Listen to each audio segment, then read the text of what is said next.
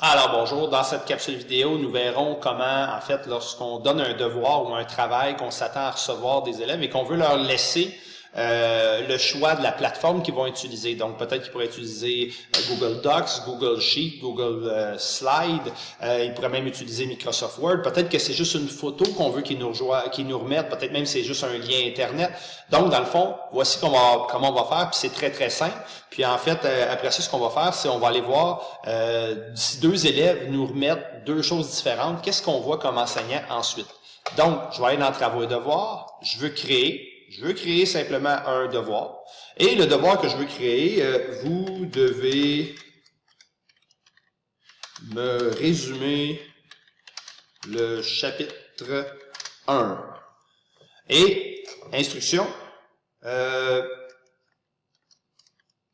de la façon que vous le souhaitez. Donc, je vois, c'est assez évidemment, on ne donne pas des consignes aussi vagues que ça généralement, là, mais le principe est, vous pouvez utiliser ce que vous voulez. Si à la limite, vous avez fait votre travail sur papier, c'est correct, puis vous avez pris une photo, vous me le remettez là-dessus, c'est correct. Si c'est un site Internet qui résume votre chose, ben vous allez m'envoyer le lien. Peut-être que c'est un Google Docs, un Google Drawings. Donc, ce qu'on va faire, c'est simplement, on a créé le travail, il va être disons sur 100, ça c'est correct. On met une date limite, on peut mettre une date limite aussi, le 6 juin, et dans le chapitre 1, évidemment, et je mets absolument rien d'autre. Peut-être que j'aurais pu mettre aussi en respectant les consignes laissées dans le document, et là je mets un document qui donne les consignes aussi. J'aurais pu faire ça, mais là je mets ça bien vague. Donc, publier le devoir. Fait que là, dans le fond, les jeunes voient qu'ils ont un travail, ils doivent résumer le chapitre 1, et ils doivent aller remettre quelque chose à cet endroit-là. Donc, mes deux élèves partent avec ce travail-là, et voici ce qu'ils vont nous remettre. Donc, on est de retour. Mes deux élèves ont donc résumé le chapitre, sont allés faire chacun leur travail de la façon qu'ils souhaitaient, et ils m'ont remis ça. J'ai aucune idée pour l'instant ce que j'ai reçu. Je sais simplement que mes deux élèves l'ont remis. Donc, je vais aller afficher le devoir. Et là, déjà, je vois, bon, on avait mis sur 100, mes deux élèves, ils n'ont pas choisi le même format. Il y en a un qui a choisi, généralement, si on connaît un petit peu Google, le coin rouge, ça veut dire que c'est un Google Drawings. Il a choisi, en fait, l'option dessin, peut-être me faire une cartographie, peut-être me faire un schéma, donc je peux l'ouvrir. Alors que l'autre, l'option orange, si on veut, le petit coin orange, veut dire qu'il, lui, a choisi un Google Slide, c'est-à-dire une présentation un peu comme un PowerPoint. C'est ce qu'il a choisi de faire. Donc, je vais aller voir l'élève numéro 1, et comme on avait déjà vu, c'est juste que là, au lieu de voir un Google Docs, ben, je vois son dessin. Si je voulais appuyer ici, je pourrais l'ouvrir en plein écran, exact, là, parce que dans le fond, là, je suis dans ma partie correction avec mes commentaires possibles. Parce que si je veux ajouter des commentaires, j'ai juste à venir cliquer dans la marge. Donc, je mets un commentaire et je peux venir ajouter des commentaires. Ah, sorti, plus, commentaires. Et comme tantôt, je pourrais, c'est pas la bonne chose, je pourrais aller chercher dans ma banque de commentaires, elle vient d'apparaître ici, et je pourrais aller chercher différents commentaires. Là, je vais écrire, par exemple, très bien, là, mais il faudrait que j'utilise le dièse. Avec le petit dièse, j'aurai accès à ma banque de commentaires.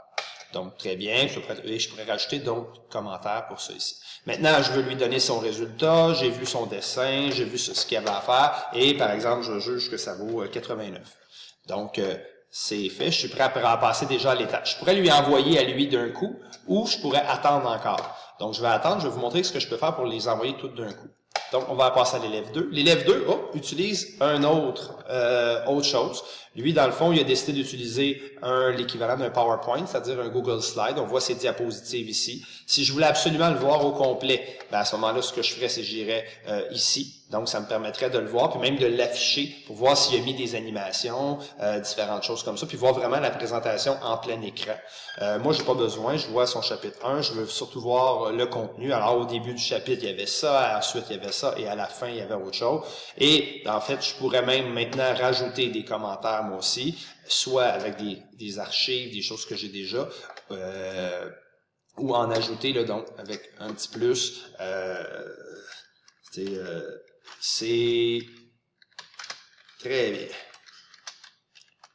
Et si j'avais mon dièse, là, c'est parce que j'ai un problème de clavier, j'ai pas accès au dièse, mais si j'avais mon dièse, je pourrais aller chercher ma banque de commentaires qui me permettrait d'aller chercher ceux que j'ai déjà créés ou archivés.